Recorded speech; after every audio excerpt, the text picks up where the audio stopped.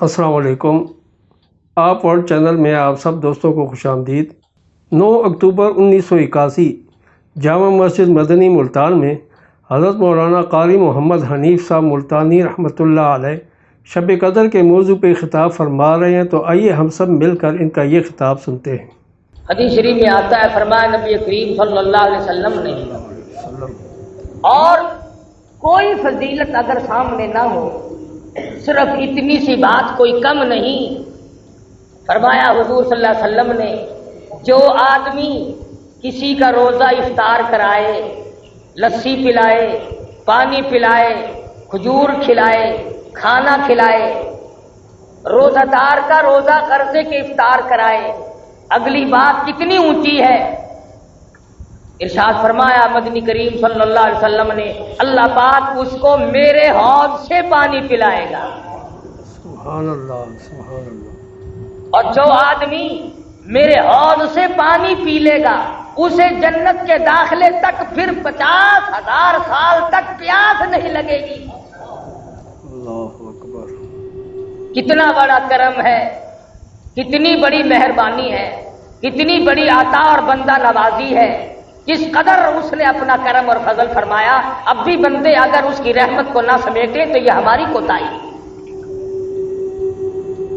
صحابہ اکرام رضوان اللہ تعالی علیہم اجمعین کے سامنے مدنی کریم صلی اللہ علیہ وسلم نے فرمایا کہ بنی اسرائیل کا ایک آدمی تھا جس نے 1000 سال تک اللہ کی راہ میں جہاد کیا، اور ایک دن ارشاد فرمایا مدنی کریم صلی اللہ علیہ وسلم نے کہ بنی اسرائیل کے 4 حضرات تھے، انبیاء تھے، پیغمبر تھے، رسول تھے، جنہوں نے 80 برس تک اللہ پاک کی اتنی زبردست عبادت کی کہ پل جھپنے کے برابر خداوند یا کریم کی یاد سے غفلت نہ کی۔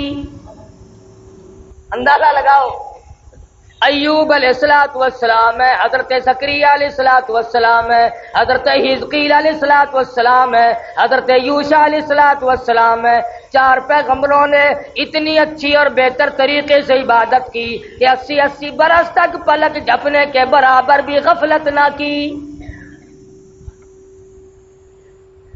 صحابہ رونے لگے، صحابہ اللہ پاک کی حضور میں عرض کرنے لگے، او مالک، ہماری تو 80 برس کی عمر بھی نہیں، ہم کیسے مقابلہ کریں گے، ہم کس طرح نیکی کمائیں گے؟ اللہ پاک نے فرمایا، او میرے نبی کے غلاموں، او میرے نبی کے جانثاروں، او میرے نبی کی پروانوں، او میرے نبی کے دیوانوں، اِنَّا انزلناہ فی لیلۃ القدر، او میرے نبی کے غلاموں، میرے بندوں، میری توحید کے پرستاروں، مجھ خدا کو وحدہ لا شریک ماننے والوں، میرے دروازے پہ دستک دینے والوں، مجھے حاجت روا سمجھنے والوں، مجھے مشکل کشا ماننے والوں، آؤ میں تمہیں ایک رات ایسی عطا کرتا ہوں جو 1000 مہینوں سے بہتر ہے۔ وما ادراک ما لیلۃ القدر، تمہیں کیا معلوم ہے وہ کیا چیز ہے، وہ کتنے شوق بھری چیز ہے، لیلۃ القدر کیا ہے؟ حضور اکرم صلی اللہ تعالی علیہ وسلم نے ارشاد فرمایا، جس آدمی کو شب قدر کی 1 رات کی عبادت نصیب ہو جائے، 1 رات کا جاگنا نصیب ہو جائے، 1 رات کی شب بیداری نصیب ہو جائے، حضور فرماتے ہیں اسے اللہ تبارک و تعالیٰ کے یہاں 83 سال 4 مہینے کی عبادت کا ثواب ملتا ہے۔ کیا ٹھکانہ ہے اس کے کرم کا؟ وہ تو اتنا دینے والا ہے، تو لینے والا بن۔ جوانی دی، دولت دی، اولاد دی، خوبصورت بیوی دی، عزت آبرو عطا فرمائی، صحت و تندرستی بخشی، ایمان کی دولت عطا فرمائی، کلمے کی دولت عطا فرمائی، قرآن کی دولت عطا فرمائی، امام الانبیاء محبوب کبریا حضرت محمد مصطفیٰ صلی اللہ تعالی علیہ وسلم کی رسالت اور ختم نبوت کی دولت عطا فرمائی۔ کتنی بڑی دولت ہے۔ صحابہ کرام کو ان چیزوں کا پتہ لگا، وہ جانتے تھے، انہیں معلوم تھی قیمت ان چیزوں کی۔ آج ہم رمضان کی قیمت کیا جانے، آج قرآن کی قیمت جاننے والے لوگ قبروں میں جا کے سو گئے، ورنہ وہ اتنا دینے والا ہے، ساری ساری رات صدائیں کرتا ہے، مناجات کرتے ہیں، دعا کے بدلے میں آواز آتی ہے، اور سے عظیم کے اٹھانے والے فرشتوں، اب تم یہ کام چھوڑ کر روزہ رکھنے والوں کی دعاؤں پہ آمین کہو۔ تو یہاں جھوپڑی میں روزے رکھ رہا ہے، تو یہاں کچے کوٹھے میں روزے رکھ رہا ہے، تو اس بستی اور کنویں پہ بیٹھ کر کے روزے رکھ رہا ہے، عرش عظیم کو اٹھانے والا فرشتہ عرش کرسی پہ بیٹھ کر تیرے لیے بخشش کی دعا کرتا ہے۔ اس قدر اللہ پاک کا کرم ہے، کتنی بڑی کریمی ہے۔ اب بھی اگر تو نہ چاہے تو تیری کوئی اس میں خطا ہے، تیری اس میں کوئی غلطی، اپنی کو تسلیم کر، ورنہ وہ تو اتنا دیتا ہے، تیرے کرم سے بے نیاز اور کون سی شے ملی نہیں، اور جھولی ہی میری تنگ ہے پر تیرے یہاں کمی نہیں۔ تو بڑا دینے والا ہے، تو نے سارے جان کو دیا، تم نے جس کو دینا چاہا تو عزت عطا کر دی، اور جس کو تو ذلیل کرنے پہ آئے تخت شہنشاہی سے اتار کے پھینک دے۔ فرمایا تنزل الملائکۃ والروح فیہا بإذن ربہم من کل امر سلام۔ شب قدر والی رات میں آسمان سے فرشتوں کی قطار اترتی ہے، لگاتار فرشتے اترتے ہیں، جبریل امین تشریف لاتے ہیں، حکم ہوتا جبریل جاؤ مقبول ترین فرشتوں کو لے جاؤ، اس رات میں جو ہاتھ دعا کے لیے اٹھے ہوئے ہوں ان ہاتھوں سے جا کر مصافحہ کرو۔ فرشتے تلاش کرتے ہیں دعا کرنے والے ہاتھ کہاں ملتے ہیں۔ تنزل الملائکۃ والروح، فرشتے اترتے ہیں، جبریل امین تشریف لاتے ہیں۔ بعض علماء کا قول ہے فرشتوں کی ایک جماعت آتی ہے، بعض علماء نے لکھا ہے سیدنا عیسیٰ علیہ السلام اترتے ہیں، جاؤ امت محمد الرسول اللہ صلی اللہ علیہ وسلم کے اعمال دیکھ کے آؤ۔ حدیث پاک میں آتا اللہ پاک نے فرشتوں کو شب قدر کی رات میں پیدا فرمایا، اللہ پاک نے آدم علیہ السلام کی تخلیق کا مادہ اسی رات میں جمع فرمایا، اللہ پاک نے لیلۃ القدر والی رات میں جنت کو پیدا فرمایا، جنت کو آراستہ فرمایا، لیلۃ القدر والی رات میں اللہ پاک نے جنت میں درخت لگائے۔ سیدنا عیسیٰ علیہ السلام کو آسمانوں پہ اسی رات میں اٹھایا گیا، اور لوگوں زندگی میں وہ راتیں پھر آ پہنچی، آؤ مانگو جس نے مانگنا ہے، کہیں ایسا نہ ہو سر بسجود ہوں مگر عزم میں پختگی نہیں، اور قائل بندگی تو ہوں قابل بندگی نہیں۔ میں تو ہر وقت سجدہ ریزی کرتا ہوں پر کیا معلوم تیرے یہاں قبول بھی ہے کہ نہیں۔ شرف قبولیت عطا فرمائے یہ اس کی کریمی کے سہارا اور کریمی کے صدقے پہ منحصر ہے، کوئی زبردستی نہیں کر سکتا۔ بات ہے دل میں خوف بسانے کی۔ آخر وہ لوگ بھی تو اس دنیا میں گزر کر کے چلے گئے جنہوں نے ساری ساری رات متھا مارا، ساری ساری رات شب بیداری کی، ساری ساری رات میں ایک منٹ بھی سو کے نہیں دیکھا۔ انہی لوگوں کے بارے میں قرآن کہتا ہے امن هو قانت آناء اللیل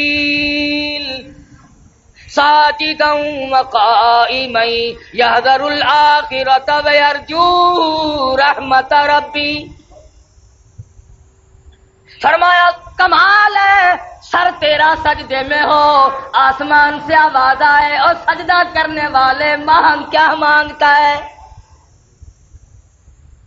لطف آ جائے، مزہ آ جاتا ہے، ایسا سجدہ کر جیسا سجدہ محمد مدنی صلی اللہ علیہ وسلم نے کیا. رو رو کے ساری رات سجدے میں گزار دی، بیت گئی رات.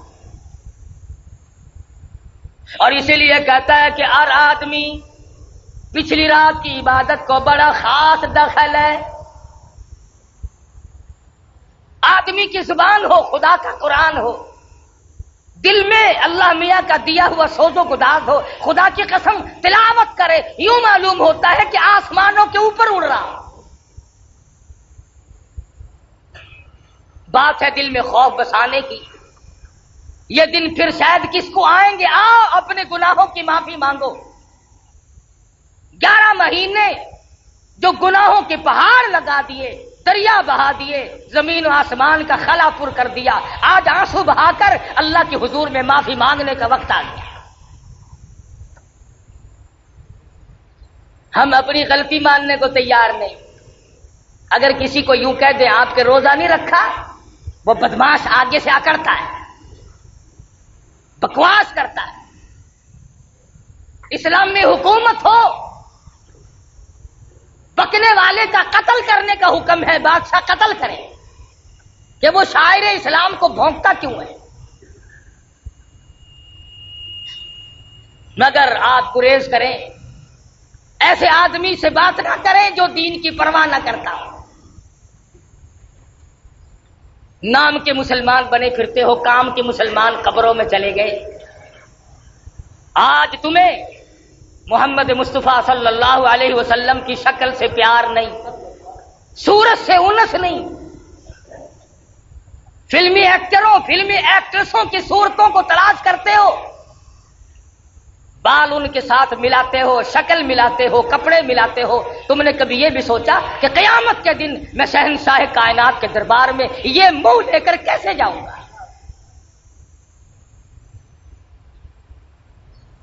صحابہ کرام رضوان اللہ تعالی علیہ مجمعین میں سے جس سے غلطی ہوئی فوراً رجوع کیا. ماعز سلمی رضی اللہ تعالیٰ عنہ صحابی ہے. گناہ ہو گیا، زنا ہو گیا، خطا کر بیٹھا، کسی نے دیکھا نہیں، کسی نے پکڑا نہیں، کسی نے غیبت نہیں کی، شکایت نہیں ہوئی، گرفتاری کے وارنٹ نہیں آئے، گورنمنٹ محمد مصطفیٰ صلی اللہ علیہ وسلم کی پکڑ کر نہیں لے گئی. دربار رسالت میں حاضر ہوا، عرض کرنے لگا یا رسول اللہ میرے ماں باپ قربان ہو جائے، انی قد ہلکت، میں ہلاک ہو گیا، میں مارا گیا، میں گناہ کر بیٹھا. محمد مدنی صلی اللہ علیہ وسلم نے اس کی طرف سے رخ پھیر لیا. شاید جذبات میں آ کر کوئی بات کرتا ہو، وہ دوسری طرف آ کھڑا ہوا، پھر حضور نے اس طرف سے منہ پھیر لیا، پھر وہ اس طرف آ کے کھڑا ہو گیا. پھر حضور نے پوچھا خواب کی بات تو نہیں؟ کہنے لگا نہیں، بیداری میں زندگی میں مجھ سے گناہ ہو گیا. اور اللہ کے پاک پیغمبر میں گناہگار ہوں، میرے منحوس قدم اللہ کی پاک زمین پہ نہیں گرنے چاہیے.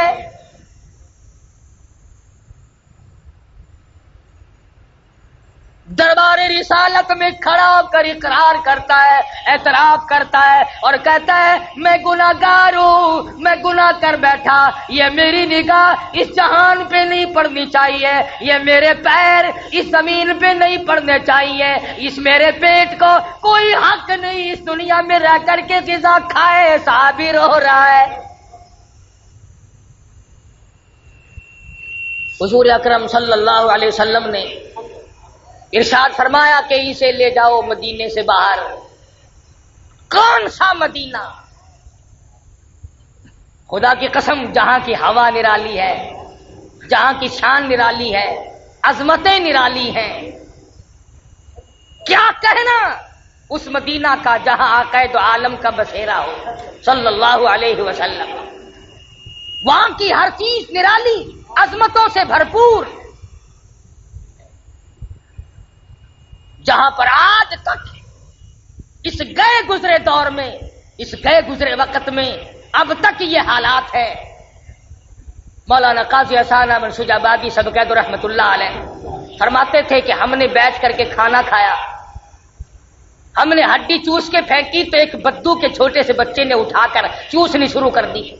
ہمیں ترس آیا، ہم نے پاس بٹھایا، کھانا کھلایا، اور بعد میں ہم نے کہا بیٹا ہمارے ساتھ پاکستان چلو، ہم تجھے روٹی بھی کھلائیں گے، کپڑا بھی پہنائیں گے، شادی بھی کریں گے، مکان بھی دیں گے۔ اس بچے نے کہا سب کچھ دو گے؟ کہ ہاں۔ کہ تمہارے یہاں سب کچھ ملتا ہے؟ کہ ہاں۔ معصوم بچہ کہتا ہے قائد صاحب کی طرف اشارہ کر کے کہ اچھا سب کچھ ملے گا؟ کہ ہاں سب کچھ ملے گا۔ کیا تمہارے ملک میں یہ گنبد خضرا بھی ہے؟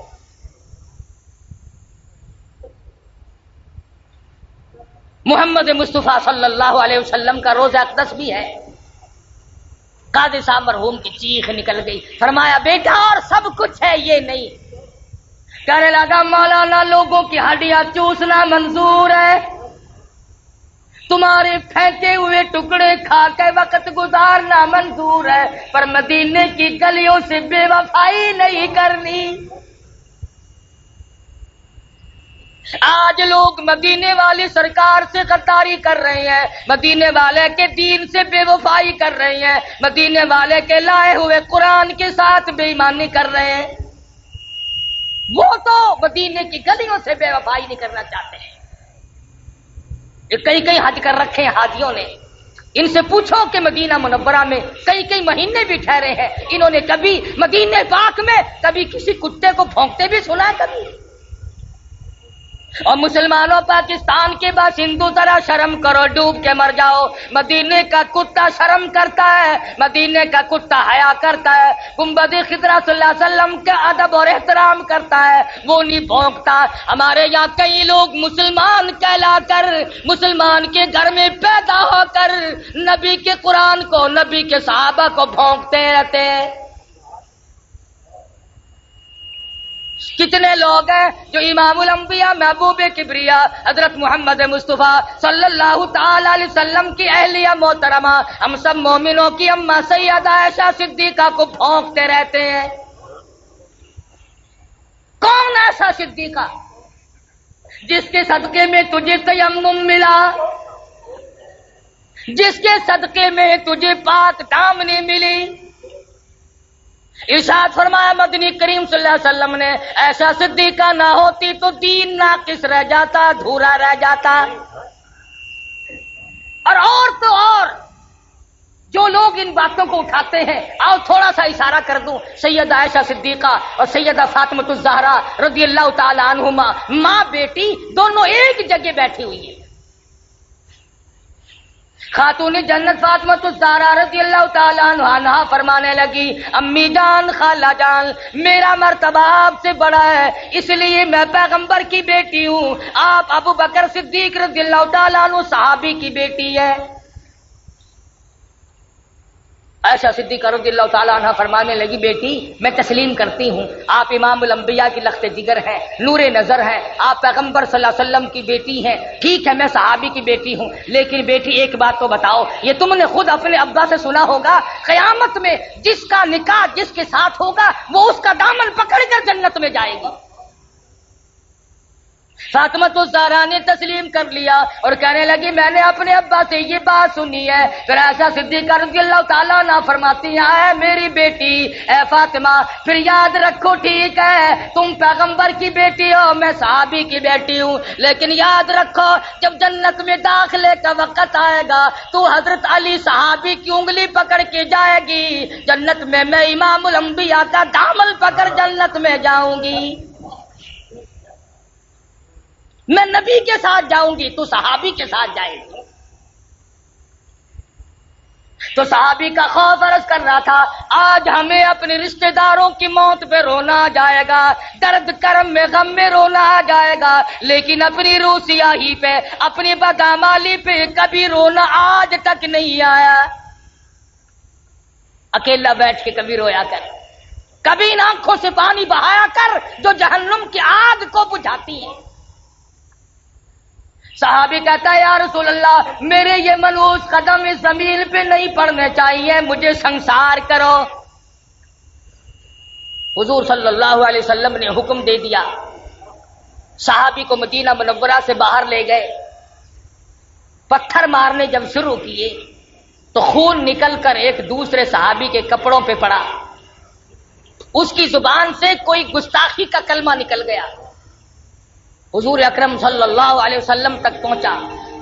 آپ نے فرمایا خبردار ماعز سلمی کو کچھ نہ کہو، آج اس نے وہ توبہ کی ہے، وہ کسی نے دیکھا نہیں، کسی نے پکڑا نہیں، کسی نے قانون نہیں لگایا، کسی نے شکایت نہیں کی، اللہ کے خوف سے ڈر کر، اللہ کے عذاب سے ڈر کر خدا کر اقرار کیا، توبہ کی۔ او لوگو ماعز سلمی نے آج وہ توبہ کی ہے، مدینے کی 12,000 کی آبادی پہ جنت واجب ہو گئی۔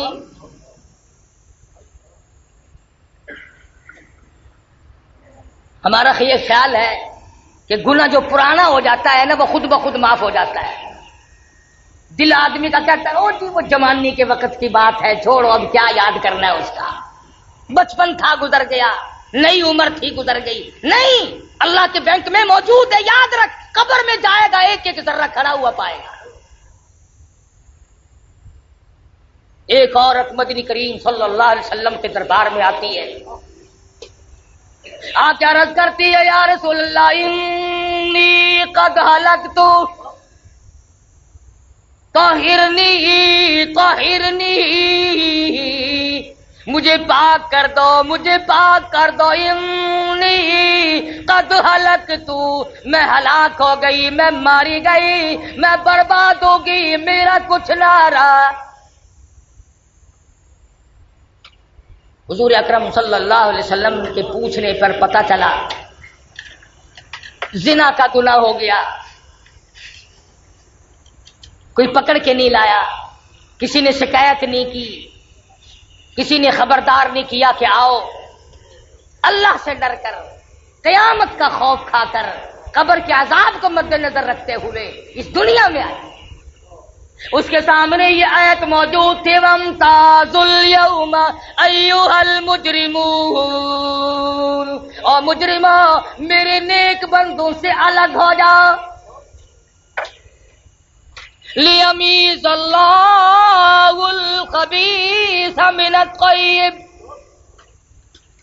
میرے نیک بندوں سے الگ ہو جاؤ، اور زانیوں الگ ہو جاؤ، اور بدماشوں الگ ہو جاؤ، اور چوری کرنے والوں الگ ہو جاؤ، اور ملاوٹ کر کے لوگوں کی جیبیں کاٹنے والے الگ ہو جاؤ، اور رشوت کھانے والے الگ ہو جاؤ، اور حرام کھانے والے الگ ہو جاؤ، اور سود کھانے والے الگ ہو جاؤ۔ وَامْتَازُوا الْيَوْمَ أَيُّهَا الْمُجْرِمُونَ، الگ آواز آئے گی، الگ ہو جاؤ، میرے نیک بندوں کے پاس کھڑا ہونے کی تمہیں کوئی اجازت نہیں ہے، تم یہاں کیوں کھڑے ہو؟ اور ایک اور بات آپ کو سمجھا دوں، اس وقت کا کیا کہنا جب پوتا دادا کے کھڑے کھلتے ہوئے عیب دیکھے گا، اس وقت کیا بنے گی جب دادی کا دفتر کھل رہا ہوگا، پوتی سامنے کھڑی ہوگی، اس وقت کیا بنے گی جب نانی کا نام اعمال کھل رہا ہوگا، نواسی سامنے کھڑی ہوگی، ماں کا حال سامنے کھل رہا ہوگا، بیٹی سامنے کھڑی ہوگی، اس وقت کیا حال بنے گا؟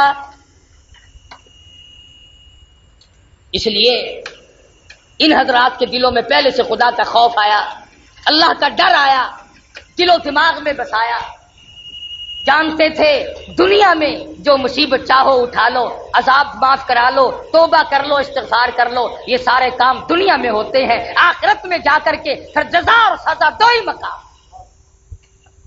عورت ذات ہو کر آج عورتوں کو یہ فکر نہیں کہ میری نماز صحیح بھی ہے کہ نہیں، مجھے کلمہ بھی صحیح آتا ہے کہ ایک دوسری عورت کو کلمہ سنا کر کے نہیں دیکھتی کہ ایسا نہ ہو اگر میرا کلمہ غلط ہوا تو میرا ایمان کہاں ہوگا۔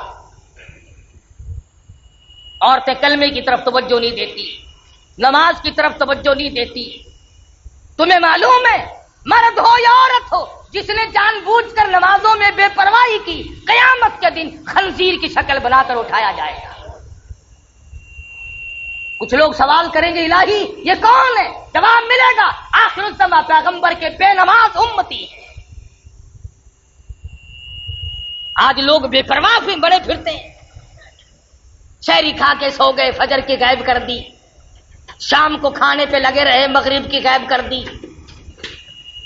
آپ کو معلوم ہے رمضان شریف میں جتنا نیکی کرنے پر ثواب زیادہ ملتا ہے، نماز قضا کرنے پر، روزہ چھوڑنے پر گناہ بھی اس سے ڈبل ملتا ہے۔ تو یہ صحابیہ ہے جو خوف خدا کھائے ہوئے ہے، رو رہی ہے، کہتی ہے طہرنی،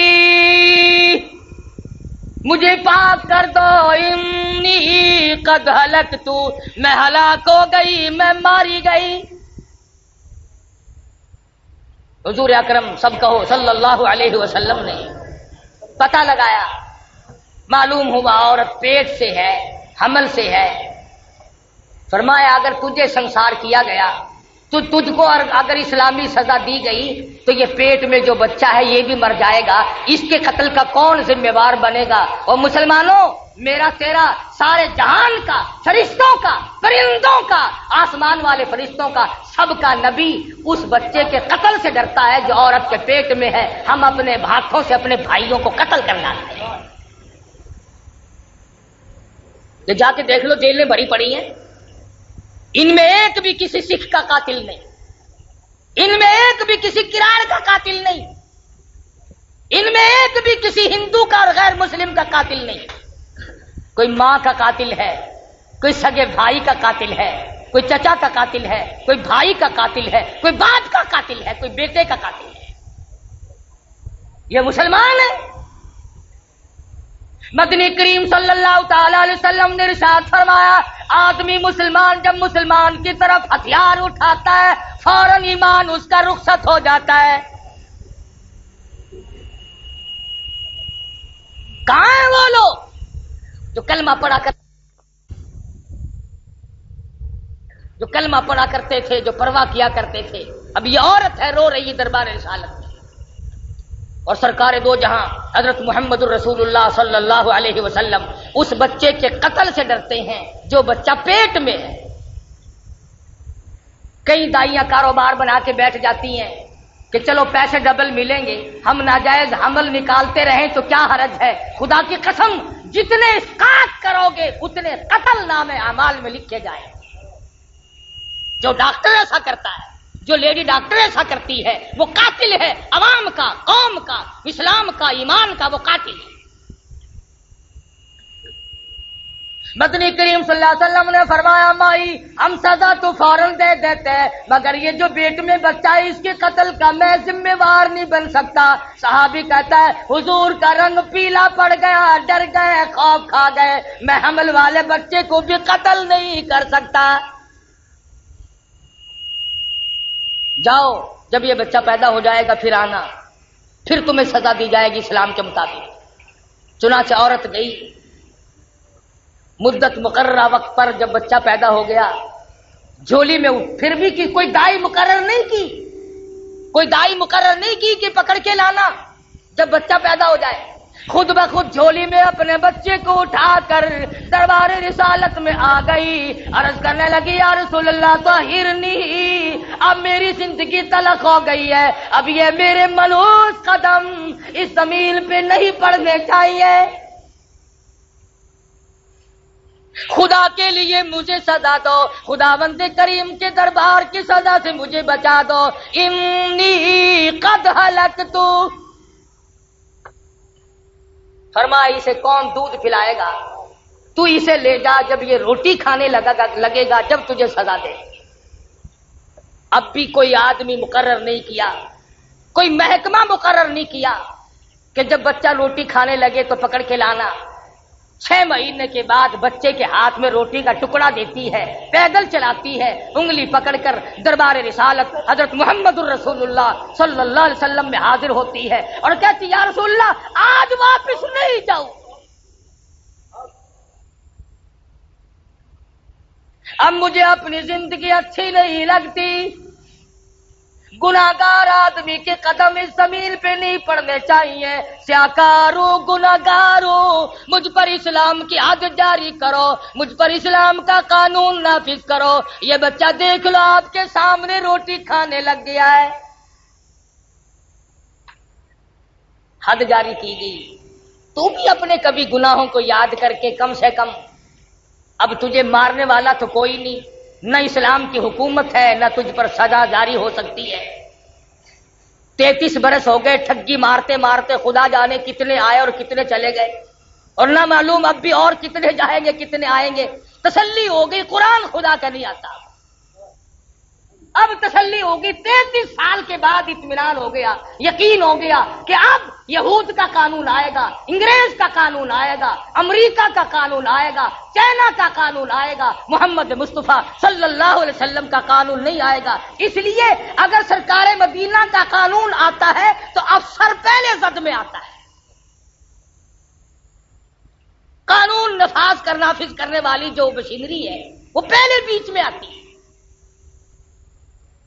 اسلام آباد سے لے کر کے پوری دنیا کے دیہاتوں تک اگر یہ مشینری ٹھیک ہو جائے نا، اس ملک کا اگر افسر جانبدار ہو جائے اور اس کے دل میں خدا کا خوف آ جائے اور وہ قیامت سے ڈر جائے اور وہ اپنی قبر سے ڈر جائے، خدا کی قسم ہمارا پاکستان جنت کا نقشہ بن سکتا ہے۔ بات صرف یوں بگڑی کہ ہم اپنے آپ کو بدلنے کے لیے تیار نہیں، ہم مسلمان بن کے مرنے کے لیے تیار نہیں۔ صحابہ اکرام رضوان اللہ تعالی علیہ مجمعین کے یہاں دین اتنا سستا نہیں تھا جتنا ہمارے یہاں ہے، انہوں نے بہت کچھ خرچ کر کے دین کو حاصل کیا تھا، ان کا قرآن اور ایمان پر بڑا خرچ ہوا تھا، ان کی زندگیاں گزری۔ صحابہ اکرام مرد تو مرد رہے، عورتوں نے کمال کر دیا، رمضان کے روزے رکھتی تھی، محنت مزدوری بھی کرتی تھی۔ اندازہ لگاؤ حضور کی سگی سالی ہے، اسماء بنت ابو بکر رضی اللہ تعالیٰ عنہا ہے، حضرت زبیر کی اہلیہ عبداللہ بن زبیر کی امی جان ہے۔ غربت اتنی ہے سارا دن کھجوروں کی گٹھلیاں اکٹھی کرتی ہے، تلاش کرتی ہے، شام کو ہاون دستے میں کوٹ کر پانی میں گول کر پی جاتی ہے، رات کو مصلی پہ کھڑی ہو کر ساری رات خدا کا قرآن پڑھتی ہے۔ کہاں ہیں آج ایسے لوگ؟ امام شافعی سبقہ رحمت اللہ علیہ اپنی بیٹی کو فرمانے لگے، بیٹی او میری دھی، تیری نظر خراب ہو گئی، تیری آنکھیں چمجا گئیں، کچھ دیر سویا کر، آرام کر لیا کر، تو جاگتی رہتی ہے۔ رو کے عرض کرنے لگی، میرے ابا جان کیا بتاؤں، نیند آتی ہے، بستر پہ لیٹ جاتی ہوں، آنکھ لگنے کو ہوتی ہے، اچانک میرے دل میں یہ خیال آ جاتا ہے، شافی کی بیٹی تم نے بستر سنبھال لیا، صبح تیری نامعلوم زمین کے اوپر ہوگی یا لاکھوں من مٹی کے نیچے ہوگی، کیا معلوم کل قبر میں صبح ہوگی یا دنیا میں صبح ہوگی۔ فرماتی ہیں جب یہ خیال آتا ہے پھر اٹھتی ہوں، مصلی پہ کھڑی ہو کر خدا کا قرآن پڑھتی ہوں۔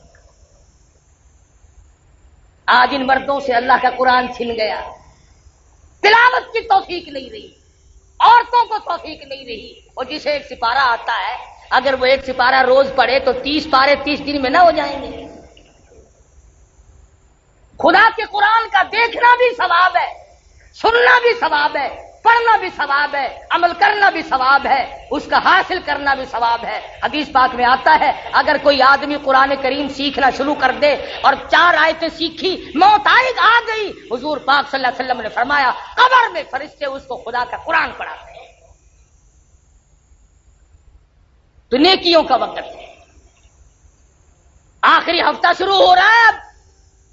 فرمایا شب قدر رات جو ہے بڑی برکتوں والی رات ہے، 21ویں 23ویں 25ویں 27ویں 29ویں رات میں تلاش کرو۔ ایک دوسری حدیث میں فرمایا نبی کریم صلی اللہ علیہ وسلم نے 20 اور 22 اور 24 اور 26 اور 28ویں رات میں تلاش کرو۔ جس کو 10 رات کا جاگنا نصیب ہو جائے، فرمایا 832 برس 4 مہینے جاگ کر عبادت کرنے کا ثواب مل جاتا ہے۔ 10 راتوں کے جاگنے میں، مگر کون جاگے؟ مغرب کے بعد 2 نفل پڑھنے مشکل ہو جاتے ہیں۔ آج کل تو لوگ تراویح سویرے پڑھتے ہیں جیسے اللہ پر احسان کرتے ہیں کہ ابھی وقت ہوا نہیں، پہلے اذان دے دیتا ہے ملا خدا کی نماز نہیں پڑھاتا، لوگوں کی نماز پڑھاتا ہے، ابھی وقت نہیں ہوا پہلے اذان دے دیتا ہے۔ اور پھر جتنے لوگ کہتے ہیں آج تو کچھ ڈھیلا چلا ہمارا مولوی صاحب، انہوں نے کہا اچھا کل دیکھنا پھر تیز گام بن جاؤں گا. لوگوں کی نماز پڑھاتا ہے، سجدہ صحیح کر، رکوع صحیح کر، اتحیات میں درود شریف صحیح پڑھ، دعا پڑھ، بیچ میں 4 رکعت کے بعد دعائیہ کلمات پڑھ. شاید یہ آخری رمضان ہو، چکر بازی نہ کر، پھر معلوم نہیں کس کو ملے گا اور کس کو نہیں. سحری کے وقت میں جب اٹھتے ہو 2 4 6 8 رکعتیں اگر تھوڑا سا نکال کر وقت پڑھ لو، کتنا بڑا اجر ہے. فرمایا وہ تاریکی وہ تنہائی، وہ تاریکی وہ تنہائی، وہ پچھلی رات کا عالم، وہ تاریکی وہ تنہائی، وہ پچھلی رات کا عالم، نہ جانے پھر صدائی کہاں سے میرے کھوئے ہوئے دل کی ادائے رس. بڑے مزے ہیں، رات کو تو 2 رکعت پڑھ کے تو دے. اور کبھی ایسا ہوتا ہے کہ تڑپتی دل اللہ کے حضور میں تو ہو اور تیرا پروردگار ہو، اس کا خزانہ ہو اور تیری جھولی ہو. مانگ اللہ سے جو کچھ مانگنا. کہتے تو ہو، عورتوں نے آج بھی بے شمار نے کہا، مرد بھی کہتے ہیں دعاؤں کے لیے اللہ تعالیٰ رمضان قرآن کے صدقے میں سب کی تمناؤں کو پورا فرما دے. مگر یہ بتاؤ جو رو کر طلبگار مانگے گا وہ دوسرا کہاں مانگ سکتا ہے؟ اپنی اغراض کے لیے، اپنی تمناؤں کے لیے، اپنی حاجتوں کے لیے اٹھو، رات کو اٹھو اور اس وقت میں سے کچھ سیکنڈ نکال کر، یا پھر افطار کے وقت. ہمارا تو سارا وقت ضائع ہو جاتا ہے ادھر ادھر گپے مارنے میں، سامان رکھنے رکھوانے میں، بچوں کو اٹھانے بٹھانے میں. نہ، سکون سے روزہ افطار کیا کر، اللہ پاک سے مانگا کر، اپنے ایمان کی سلامتی مانگ، اپنے ماں باپ کی بخشش کی دعا مانگ، اپنے عزیزوں اقربا، ساس سسر، دادا دادی، نانا نانی اور تمام عزیز و اقربا کے لیے بخشش کی دعا مانگ. مالک کا خزانہ تیرے لیے بہ رہا ہے. اس لیے خداوند کریم نے فیصلہ کر دیا، فرمایا وَإِذَا سَأَلَكَ عِبَادِي عَنِّي فَإِنِّي قَرِيبٌ أُجِيبُ دَعْوَةَ الدَّاعِ إِذَا دَعَانِ فَلْيَسْتَجِيبُوا لِي وَلْيُؤْمِنُوا بِي لَعَلَّهُمْ يَرْشُدُونَ. میرا بندہ جب مجھ سے مانگتا ہے میں اس کے قریب ہوتا ہوں. وہ جتنا گڑ گڑا کے مانگتا ہے، ایک حدیث میں آتا ہے میرا بندہ جب مانگتا مانگتا رو پڑتا ہے پھر میں اپنے دامن سے اس کے آنسو صاف کرتا ہوں. بات ہے ساری یقین کی. اگر مدنی کریم صلی اللہ علیہ وسلم کی زبان پہ یقین آ جائے، اللہ کے قرآن پہ یقین آ جائے، نبی کے فرمان پہ یقین آ جائے تو یہ ساری باتیں حل ہو سکتی ہیں. ورنہ رمضان اور قرآن غیر کا کیا لگتا ہے؟ ہزاروں مرتبہ آئے گا، ہزاروں مرتبہ چلا جائے گا. ایک ایک سیکنڈ کی قدر کرو، ایک ایک رات کی قدر کرو، ایک ایک دن کی قدر کرو، ایک ایک گھنٹے کی قدر کرو. خدا کی قسم روزے دار کے منہ سے قیامت کے دن جو خوشبو آئے گی غیر روزہ دار سر پٹک پٹک تباہی کر لے. یقین جانیے میدان حشر میں اللہ پاک اس گھبراہٹ والے دن میں جب روزے داروں کی مہمان نوازی کرے گا، خدا بند کریم جب دعوت کھلائیں گے دوسرے لوگ رو رو کے مر جائیں گے. 20ویں روزے سے اعتکاف کا وقت آ رہا ہے. عورتیں اپنی گھر کی کوٹڑی میں یا مکان کے کسی کونے میں اعتکاف کر سکتی ہیں. فالتو بات کرنا، گھر کا کام کاج کرنا جائز نہیں. رات دن تلاوت کرے، درود شریف پڑھے، استغفار کرے، ہر وقت اسی جگہ سویا کرے. عورتیں بھی اعتکاف کر سکتی ہیں. مرد اگر مسجد میں اعتکاف کریں بہت بڑا ثواب ہے. جامع مسجد میں اعتکاف کرے گا تو 500 اعتکاف کا ثواب ملے گا. معتکف کے بارے میں حضور اکرم صلی اللہ علیہ وسلم نے فرمایا کہ اللہ پاک یوں فرماتے ہیں کہ جو میرے دربار میں بیٹھ گیا وہ میرا بن گیا، میں اس کا بن گیا. فرمایا وہ میرا مہمان ہے، میں اس کا میزبان ہوں، اور مہمان کی فرمائش کو میزبان کبھی موڑا نہیں کرتا. اس لیے اعتکاف کا بہت بڑا ثواب ہے. اللہ پاک کے یہاں بہت بڑا اجر ہے. مسجد میں مرد بیٹھے 20ویں روزے کی عصر کی نماز کے فوراً بعد بیٹھ جائیں اور جب تک عید کا چاند نظر آئے وہ مسجد میں رہیں. پیشاب پخانے کے لیے جا سکتے ہیں, کلام نہ کریں, باہر مسجد سے نکل کر کسی سے بات نہ کریں, تلاوت کریں, اللہ اللہ کریں, نیند آ جائے سو جائے اور ورد وظیفہ پڑھتے رہیں, بہت بڑا اجر و ثواب ملتا ہے. تو یہ چند باتیں میں نے آپ کے سامنے اس لیے رکھی کہ مدنی کریم صلی اللہ علیہ وسلم کے ارشاد کے مطابق فرمایا قدردانوں کے لیے تو ایک بات اور ایک حدیث کافی ہے کہ رمضان کے مہینے میں اللہ کے قرآن کا نزول ہوا, لوح محفوظ سے آسمان دنیا پہ خدا کا قرآن آیا. کون سا قرآن؟ جو قبر میں کام آئے, حشر میں کام آئے, پرصراط پہ کام آئے, جنت میں داخلے کے وقت کام آئے, جہنم سے نجات کے وقت کام آئے. محمد مصطفیٰ صلی اللہ علیہ وسلم کے حوض کوثر کا پانی جس کے صدقے میں ملے وہ اللہ کا قرآن ہے. اس کی تلاوت کرو, محبت سے سنو, محبت سے پڑھو. اللہ پاک مجھے اور آپ کو عمل کی توفیق عطا فرمائے. خداوند کریم نے ہم پر یہ فضل فرمایا ہے کہ ہم زندہ اور جاگتے ہوئے اور تندرست اس مہینے میں اور جمعے کے دن میں بیٹھے ہیں, موجود ہیں. اللہ کچھ کمانے کی توفیق عطا فرمائے.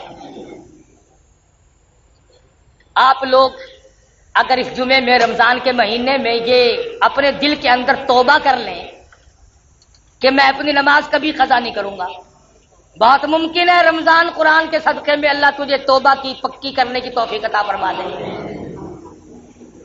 آج یہاں بیٹھا بیٹھا کوئی جوان توبہ کر لے میں آج کے بعد داڑھی نہیں منڈواؤں گا, مدنی کریم صلی اللہ علیہ وسلم کی صورت سے صورت ملاؤں گا, صحابہ کی صورت سے صورت ملاؤں گا, اہل بیت کی صورت سے صورت ملاؤں گا. خدا کی قسم بہت ممکن ہے کہ رمضان قرآن اور جمعے کے صدقے میں بہت ممکن ہے اللہ تعالیٰ جوان کے سارے گناہ معاف کر دے. انسان ہے, خطا کا پتلا ہے, مگر اللہ پاک نے توبہ کا دروازہ بھی تو کھول دیا. کبھی رمضان لے آئے, کبھی شب قدر لے آئے, کبھی لیلۃ القدر کی رات عطا فرما دی, کبھی فرمایا آ جا تو 1 روپیہ صدقہ کر میں تیرے نام اعمال میں 70 لکھوں گا, کبھی فرمایا آ جا تو 1 روپیہ رمضان میں زکوٰۃ کا ادا کر میں تیرے نام اعمال میں 700 لکھوں گا. کبھی کسی طرح سے بڑھا رہے ہیں, کبھی کسی طرح سے بڑھا رہے ہیں, اس کا کام بڑھانا ہو گیا. ہم خطا وار ہیں, ہمیں اللہ پاک سے ہر وقت مانگنا چاہیے. اللہ پاک مجھے اور آپ کو عمل کی توفیق عطا فرمائے. ہفتے بھر کے پروگرام آپ کو بتاتے ہیں ہم. اللہم صلی وسلم وبارک علی سیدنا و مولانا محمد النبی الأمی الہاشمی وعلی آلہ واصحابہ وبررہ الکرام. ربنا ظلمنا انفسنا وان لم تغفر لنا وترحمنا لنكونن من الخاسرین. ربنا لا تجعلنا فتنة للقوم الظالمین ونجنا برحمتک من القوم الکافرین. ابھی آپ حضرت مولانا قاری محمد حنیف صاحب ملتانی رحمۃ اللہ علیہ کو شب قدر کے موضوع پہ سماعت فرما رہے تھے. آپ سب دوستوں سے گزارش ہے کہ میرے اس چینل کو سبسکرائب بھی کریں, لائک اور شیئر بھی کریں. آپ سب دوستوں کا بہت شکریہ. ملتے ہیں ایک نئی ویڈیو کے ساتھ, تب تک کے لیے اللہ حافظ. پاکستان پائندہ باد.